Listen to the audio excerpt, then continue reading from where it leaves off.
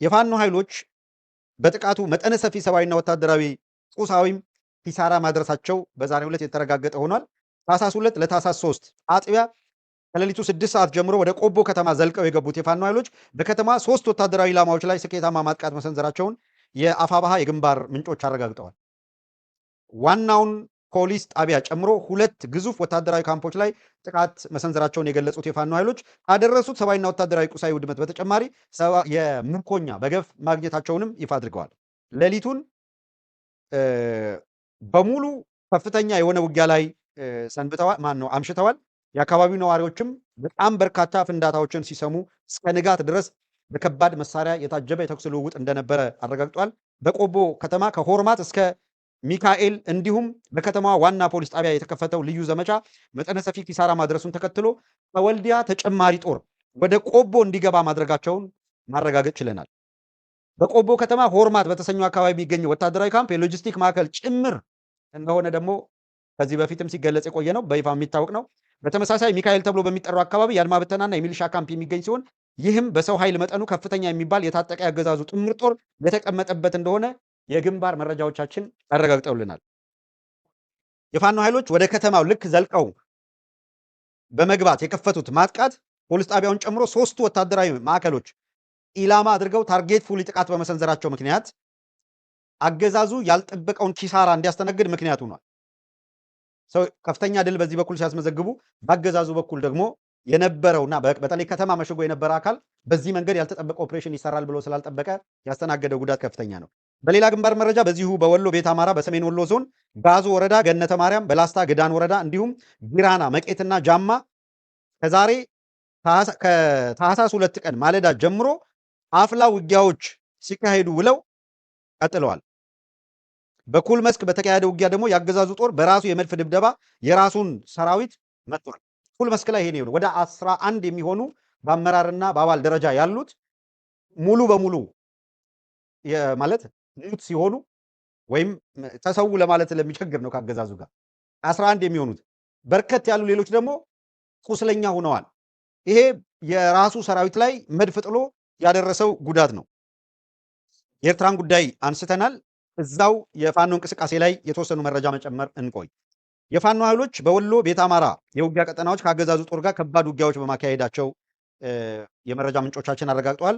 ውጊያዎቹ የሌሊትና የቀን መሆናቸው ደግሞ በግንባር መረጃው ላይ አመላክተዋል። የከተማ መጠበቂያ የተባለው አደገኛ ምሽግ ሲሰበር፣ በሌላ የግንባር መረጃ ደግሞ አንድ ሲኖትራክ ተገልብጦ በውጊያ ስምሪት ላይ የነበሩ የአገዛዙ ወታደሮች ሙሉ በሙሉ ሲኖትራክ ላይ የነበረው ተርፎ የተነሳ የለም፣ በሙሉ አልቀዋል። መረጃዎች ይህን የሚያሳዩ አፋባሃ ሚኒሊክ ዕዝ የደጋው መብረቅ ኮር ደጀን ክፍለ ጦር በዛሬው ዕለት ታህሳስ 3 2018 ዓ.ም ከንጋቱ 11 ሰዓት ተኩል እስከ እኩለ ቀን 6 ሰዓት ድረስ በዘለቀው ከባድ ፍልሚያ በአገዛዙ ላይ ሰብአዊና ወታደራዊ ኪሳራዎችን ማድረስ መቻላቸውን አረጋግጠዋል። በሰሜን ወሎ ዞን በጋዞ ወረዳ ብር አፈፋ 01 ቀበሌ በተደረገ አውደ ውጊያ ከ14 በላይ አገዛዙ ጦር ሙት፣ በቁጥራቸው በውል ያልታወቀ ደግሞ ቁስለኛ መሆናቸውን የሚያሳይ የግንባር መረጃው 6 የነፍስ ወከፍ ክላሽ በፋኖ ኃይል በምርኮ ገቢ ተደርጓል።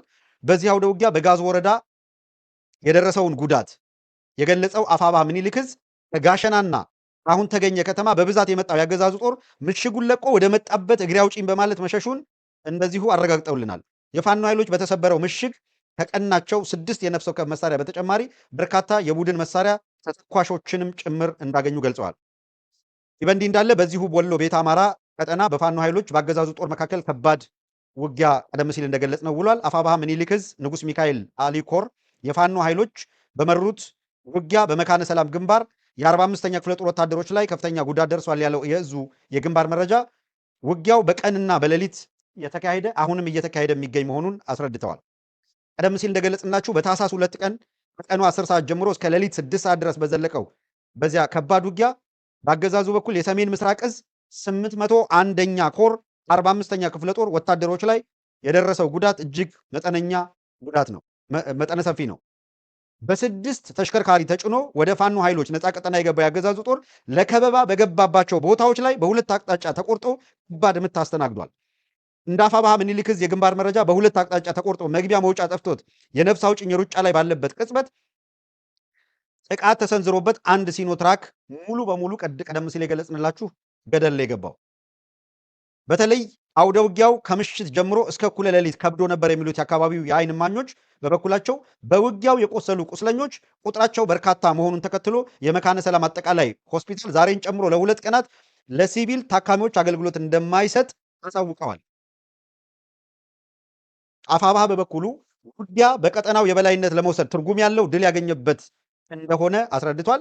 በዚህ ውጊያ የሰሜን ምስራቅ እዝ 801ኛ ኮር የ45ኛ ክፍለ ጦር ሜካናይዝድ ክፍል ሞርተር ጭምር በውጊያው ቢጠቀምም የምሽት ውጊያ ክህሎቱ ደካማ በመሆኑ በፋኖ ኃይሎች ክፉኛ መመታቱን ከግንባር የደረሰን መረጃ ያረጋግጣል።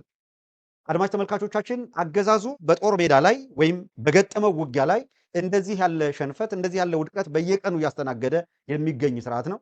ነገር ግን ራሱን በፕሮፓጋንዳ ለማቆየት ነው እየተንደፋደፈ ያለው። ይሄ በፕሮፓጋንዳ ብቻ ህይወቱን ለማቆየት እየጣረን ያለን ስርዓት ከመሰረቱ አስወግዶ የኢትዮጵያ ህዝብ ንጹህ አየር እንዲተነፍስ ለማድረግ የአማራ ህዝብ የጀመረው የህልውና ትግል በውጤት እንዲጠናቀቅ ለማድረግ እየተከፈለ ያለው መስዋዕትነት አልቲሜት የሆነ ፕራይስ ነው። የእውነት ስንቶቻችን ይህንን በሚገባ ተረድተን የሚጠበቅብንን ኃላፊነት እየተወጣን ነው? እርግጠኛ ሆኖ መናገር አይቻልም።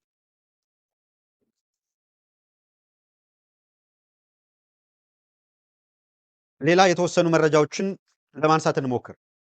በየቀኑ ውድቀት እያስተናገደ ነው ስንል ለፕሮፓጋንዳ ብቻ እንዳልሆነ እንድትረዱ፣ ለምሳሌ አንድ ነገር በየቀኑ ትረዱንም ማለት አይደለም፣ በየቀኑም የሚገባውን ያክል እየገለጽን ነው። አንድ ተጨማሪ ነገር እንውሰድ። በየዕለቱ የሚሰማው ዜና ትላንትና አንድ ቪዲዮ ማሰምተናቸዋል።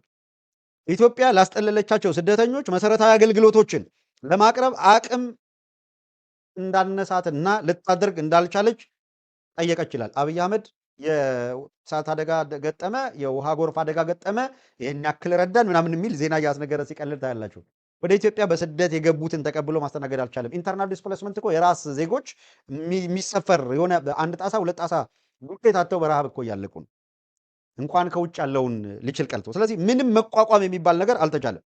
ዓለም አቀፍ የሰብአዊ ድጋፍ መቀነሱ በስደተኛ መጠለያ ስፍራዎች የጤና፣ የስነ ምግብ፣ የውሃ፣ የትምህርት፣ የከለላ አገልግሎቶች ላይ ከፍተኛ ችግር ገጥሟል። ይሄ ዓለም አቀፍ የሰብአዊ መብት አገልግሎት በመቀነሱ የተፈጠረ ነው። ሀገሪቷ በምንድን ነው የቆመችበት? ኢኮኖሚዋ በምንድን ነው? ጸጥታዋ በምን ሁኔታ ላይ ነው ያለው? የምታውቁት እኮ ነው።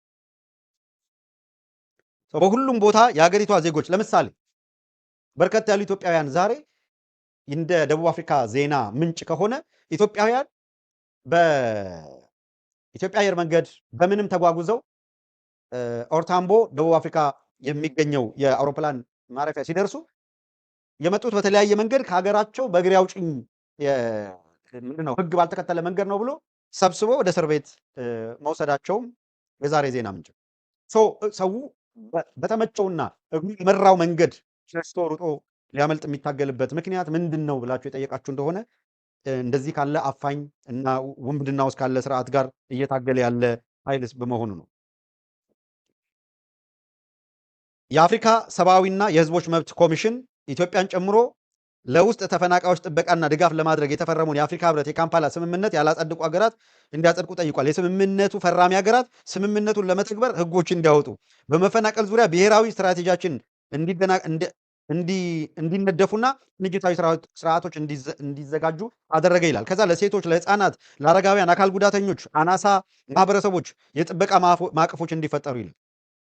አሁን እንደዚህ አይነቱን ቀልድ ስታዩ ከኢትዮጵያ አውድ አንጻር ብትመለከቱት አማራ ክልል ጠቅላላውን የተፈናቃዮች ካምፕ ሆኖ ያለ ነው።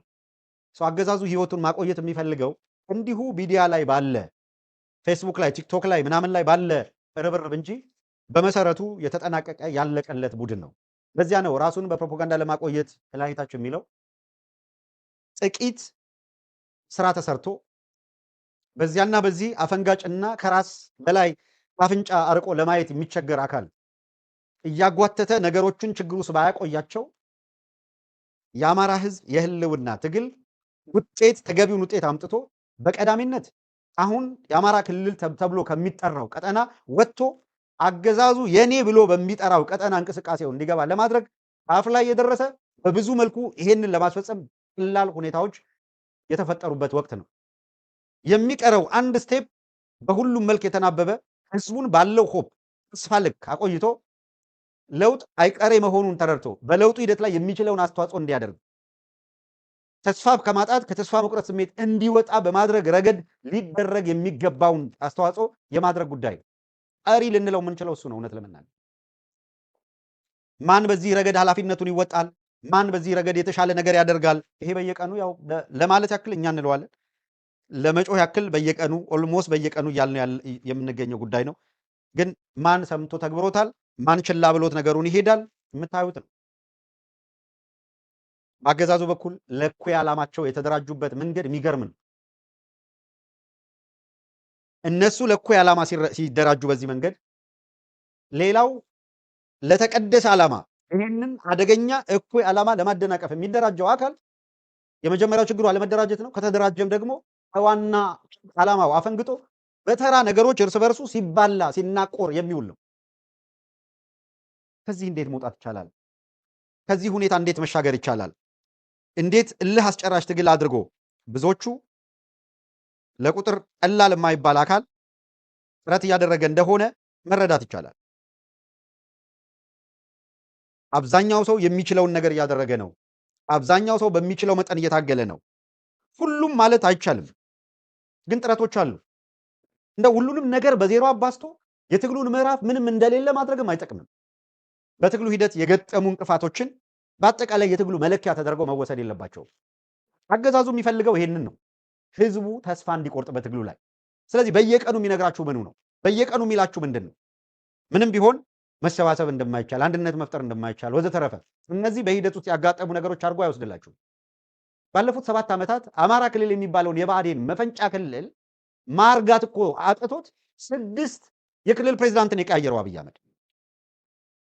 አብይ አህመድ 6 የክልል ፕሬዝዳንት በ7 ዓመት ውስጥ ሲቀያይር ካቢኔውን ሲያፈርስ ሲሰራ ችግር እንደሌለው አድርጎ ይነግራል። የፋኖ አመራሮች በ3 ዓመታት ውስጥ አሁን የምናየውን አደረጃጀት የመፍጠርም ኢንተሜንታይም መታገልም አንዳንዱ ጓንዴ ይዞ ነው የገባው፣ አንዳንዱ በጀሌ ነው የገባው፣ አንዳንዱ አንዴ ለመተኮስ 3 ጊዜ በኃይል በግድ እየሳበ የዛገ ብረት ማቀባበል የሚጠይቅ ክላሽ ማሚን ቆመ ጠብቀኝ ወዘተረፈ መመረት ያቆሙ መሳሪያዎች ይዞ በሽቦና በገመድ የታሰረ መሳሪያ ይዞ እኮ ነው የገባው። ክላሽ ከያዘው በጀሌ የገባው የሚበልጥ 10 ክላሽ የያዘ ካለ 30 40 በጀሌ እየገባ ያገዛዙን ጦር እርቃን አስቀርቶ የታጠቀ ኃይል ነው።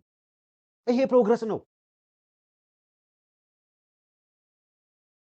በየመንደሩ የከሌ ፋኖ እየተባለ ነቃ ያሉ ሰዎች እያሰባሰቡ እያደራጁ ከሰበሰቡት ኃይል በፍጥነት ወደ ሻለቃ፣ በፍጥነት ወደ ብርጌድ፣ በፍጥነት ወደ ክፍለ ጦር የታደገበት መንገድ ዝም ብሎ ነገር አድርገህ አጣጥለህ ልታልፈው የምትችል አይደለም። ቻሌንጅ ያለው ፎርስ ያለ ውጣ ውረድ እንዴት አድርገህ ትሻገራለህ? እያንዳንዱ መንገድ ፈተና አለው። ያውም ከምን አይነት አካል ጋር እየታገለ እስከ አፍንጫው የታጠቀ ባንኩንም ታንኩንም የተቆጣጠረ መከላከያውም፣ ደህንነቱም፣ ፌዴራል ፖሊሱም ኤኒ ተቋማት ለብቻው በሞኖፖሊ የተቆጣጠረ አደገኛ ኃይል ጋር የሚደረግ ትግል አስጨራሽ ትግል ይዘ በየዕለቱ በድሮን እያጠቃ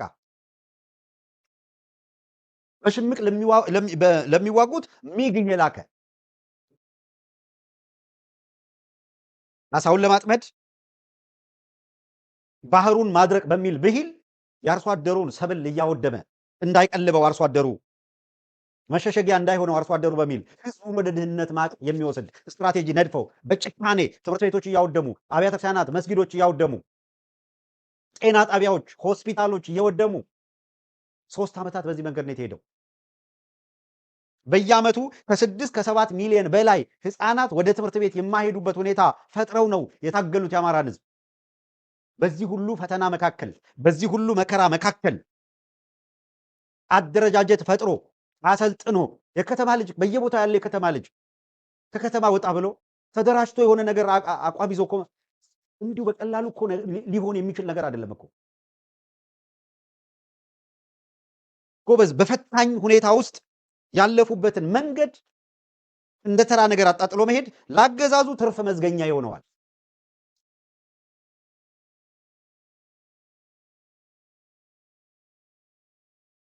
ይሄ ማለት ደግሞ በትንሹ ምንድነው ራስን ዝቅ አድርጎ በማየት በሚከፈል ትንሽ ዋጋ የተሻለ ነገር አድርጎ ከዚህ በላይ አድቫንስ ማድረግ የሚቻልበትን እድል እንዳይኖር ያደረጉ አካላት የሉም ማለት ግን አይደለም ነው። ይህም መታሰብ አለበት። ግን ጠቅላላ ነገሩን ሁሉ የትግሉን ሂደት በሙሉ ጭቃ ውስጥ በሚከት ነገር አፕሮች መደረግ የለበትም። አገዛዙ ተስፋ ለማስቆረጥ የሚያደርገውን ጥረት የሚያግዝ ነገሮች በማድረግ ቆጠብ ማለት ያስፈልጋል። እስኪ አብይ አህመድ በ7 ዓመት ውስጥ ስንት ሚኒስትር ቀያየረ? ስንቶቹን አባረረ? ስንቶቹን አመጣ? ስንቶቹን መልሶ ሾመ? ስንቶቹን እስር ቤት አስገባ? ትላንት ሲመካባቸው የነበሩ በየእስር ቤቱ የገቡና የወደቁ የሉ? አሁን በየእስር ቤቱ ያሉ ትላንትና የተሻሉ እንደሆኑ አድርጎ ሲገልጻቸው የነበሩ ወሳኝ አመራሮች እየተባሉ ለሱ ሲከላከሉለት የነበሩ ዛሬ በየእስር ቤቱ የወደቁ እሱን አይነግርህም፣ ውድቀቱን አይነግርህም። በየጊዜው ሊነግርህ የሚፈልገው በዚህ በኩል ያለውን ትግል ተስፋ እንድትቆርጥበት የማድረግ እንቅስቃሴ ነው። አድቫንቴጅ እነሱ እጅ ላይ ያለ። ለምን? የሀገሪቷን ኢኮኖሚ ተቆጣጥረዋል፣ መሬት ተቆጣጥረዋል፣ ሀብት አለ እጃቸው ላይ። የህልውና ትግል በሚያደርገው በኩል ያለው ለማማለል ይህንን ይችላሉ። ቀላል እንዳይመስል እዚህ ዲያስፖራ ላይ ምን ላይ ያለ ባለ ሀብት ተሳስሮ ቢዝነሱ እዛ ነው ያለው። አንተ መሀል ተቀምጧል። የሚሰራው ግን ለዛኛው በስርዓቱ ነው የሚሰራው።